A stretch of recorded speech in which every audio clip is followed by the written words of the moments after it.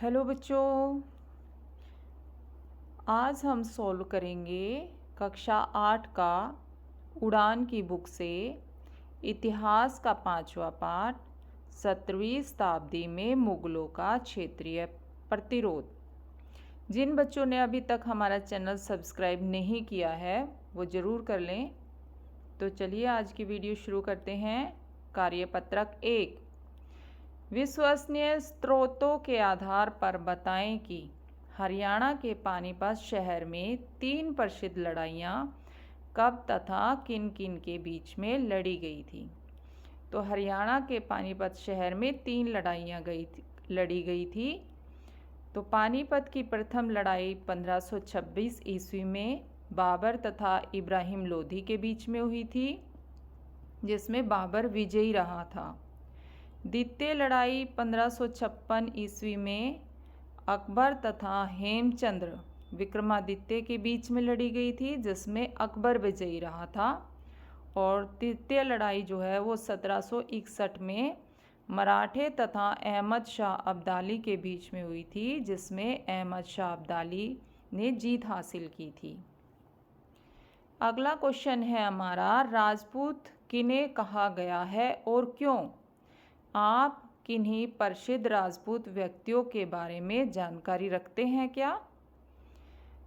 विदेशी आक्रमणकारियों से हो रहे घोर संघर्ष के चलते जब क्षत्रियों की संख्या में कमी आने लगी, भारत में उस समय पर जो है वो विदेशी आक्रमण हो रहे थे और लड़ाई की वजह से जो है वो क्षत्रिय जो है काफ़ी मारे जा रहे थे। ठीक है, काफ़ी संख्या कम हो गई थी। तो विभिन्न जातियों के युवाओं ने मिलकर क्षत्रिय परंपरा को आगे बढ़ाने के लिए, तो विभिन्न जातियों के जो युवा थे तो उन्होंने क्षत्रिय परंपरा को आगे बढ़ाने के लिए खुद को समर्पित कर दिया कि वो जो है युद्ध लड़ेंगे। विभिन्न जातियों से बने इस समूह को राजपूत कहा जाने लगा।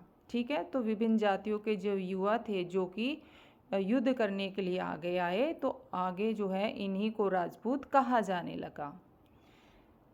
अब देखो कौन कौन से राजपूत व्यक्तियों के बारे में हमें जानकारी है। तो महाराणा प्रताप, दुर्गादास राठौर, राणा सांगा, राजा रतन सिंह, ये सब राजपूत राजा थे जिनके बारे में हमने अपनी इन किताब में पढ़ा है, जिनके बारे में हमें अपनी किताबों से जानकारी मिलती है। ठीक है, जो आपके लेसन्स हैं किताब के अंदर, तो इनके बारे में जो है हमें वहीं से पता चलता है। अगला क्वेश्चन है, जाटों तथा मुगलों के प्रतिरोध के क्या कारण थे। अब जाटों ने मुगलों का, जो मुगल थे उनका प्रतिरोध क्यों किया, उनका विरोध क्यों किया। तो कारण थे हिंदू मंदिरों को तोड़ना। अब बहुत सारे हिंदू मंदिरों को तोड़ दिया गया था। ठीक है, तीर्थ यात्रा कर पुण्य लगा दिया गया था। जब भी कोई व्यक्ति तीर्थ यात्रा करने के लिए जाता था तो उसे कर देना पड़ता था।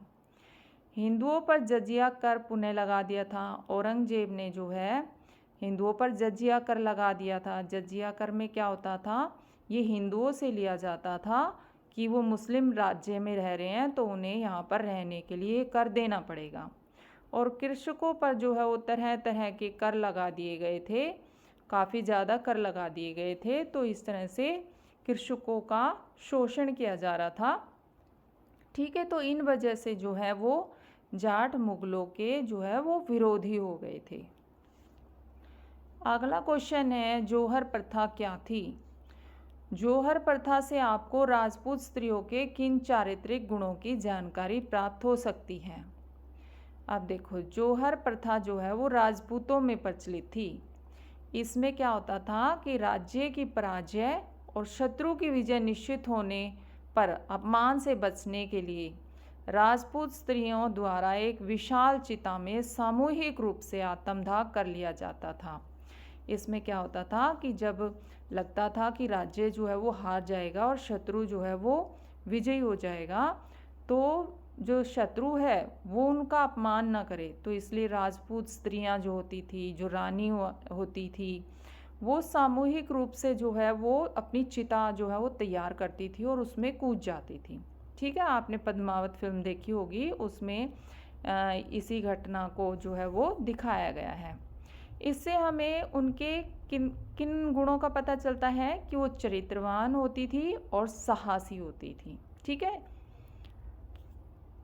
कार्यपत्रक 2, दुर्गादास राठौर की वीरता व युद्ध कौशल पर चर्चा कीजिए। तो देखो, जोधपुर के राजा जसवंत सिंह की मृत्यु के बाद जो है वो दिल्ली के राजा औरंगजेब ने सत्ता हथियाने के लिए उनके बच्चे और दोनों रानियों को बंधक बना लिया था। जो जोधपुर के राजा थे ना, राजा जसवंत सिंह, जब उनकी मृत्यु हुई तो औरंगजेब ने जो है वो जोधपुर पे कब्जा करने के लिए, उनका एक छोटा सा बच्चा था और 2 रानियां थी राजा की, तो दोनों को जो है वो औरंगजेब बंधक बना लेता है। ठीक है। तब क्या करता है दुर्गादास, वो उनके एक मंत्री के बेटे थे, तो वो कहते हैं कि मेरी जान भले ही चली जाए लेकिन मैं दोनों रानियों और बच्चे को बचा कर लाऊंगा। ठीक है। और वो बचा कर भी लाते हैं और फिर मुग़ल सेना जो है वो दुर्गादास का पीछा करती है। ठीक है। लेकिन वो उनके हाथ नहीं आते और बाद में भी जो है वो मुग़ल सेना पर जो है वो हमले करते रहते हैं वो। ठीक है। उन्होंने कौन सी गुरिल्ला युद्ध पद्धति को अपनाया था। इसमें क्या होता है कि जो दुश्मन होता है उसको पता नहीं लगने दिया जाता और एकदम से उस पर जो है वो छिप के जो है वो वार किया जाता था। ठीक है। इसको छापामार युद्ध भी बोला जाता था। अगला क्वेश्चन है, औरंगजेब की धार्मिक कट्टरता एवं प्रशासनिक नीतियों से किसानों में रोष उत्पन्न हुआ। ठीक है। जो किसान थे वो औरंगजेब की नीतियों के कारण जो है रोष में थे, क्रुद्ध थे, किसानों के प्रतिरोध के कारण। तो क्या कारण थे उसके और उनका क्या प्रभाव हुआ। तो प्रतिरोध के क्या कारण थे कि कृषकों का शोषण किया जा रहा था, हिंदुओं के मेले और जो उत्सव थे उन पर रोक लगा दी गई थी, दिवाली और होली जो है उसको सार्वजनिक रूप से नहीं मना सकते थे, मतलब बाहर जो है आपस में लोग मिलजुल कर नहीं मना सकते थे, अपने घर में मनाना है तो मनाओ। तीर्थ यात्रा कर जो है वो पुण्य लगा दिया गया था। ठीक है। तो ये कारण थे जिसकी वजह से कृषक जो है, किसान जो है वो औरंगजेब के विरुद्ध हो गए थे। और इसका प्रभाव क्या हुआ कि औरंगजेब की नीतियों, कार्यों और आदेशों के खिलाफ जो है लोगों में रोष उत्पन्न हुआ, वो क्रुद्ध हुए और वो मुगलों के जो है वो विरुद्ध हो गए और जगह जगह पर जो है उन्होंने इनका जो है वो प्रतिरोध किया। कार्यपत्रक 3, खगोल शास्त्री सवाई जयसिंह द्वारा बनाई गई वेधशालाओं के बारे में जानकारी प्राप्त कीजिए। आपस में चर्चा करके विभिन्न राज्यों में स्थित वेधशालाओं के नाम लिखिए। अब जो राजा जयसिंह थे ना, तो इन्होंने जो है जयपुर, मथुरा, काशी, उज्जैन तथा दिल्ली में 5 जगह पर जो है वेधशालाओं का निर्माण कराया। ठीक है। उनका प्रयोग किस लिए किया जाता था? समय बताने के लिए।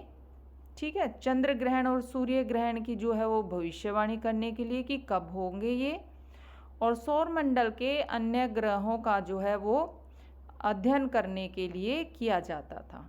ठीक है। और जयपुर, मथुरा और काशी के यंत्र जो हैं, जो वेधशालाएं जो हैं वो आज भी उपयोग में हैं। ठीक है। वहाँ पर आज भी कार्य जो है वो होता है। चित्र में क्या बताया गया है, इनके पीछे सतनामियों का क्या मकसद था। अब चित्र में देखो क्या है, सतनामी विद्रोह। तो ये सतनामी विद्रोह जो है वो क्यों हुआ था, आपस में देखो बहुत ही आपस में लड़ाई झगड़ा मारकाट हो रखा है। तो क्या था ये विद्रोह, इसके बारे में जानते हैं हम।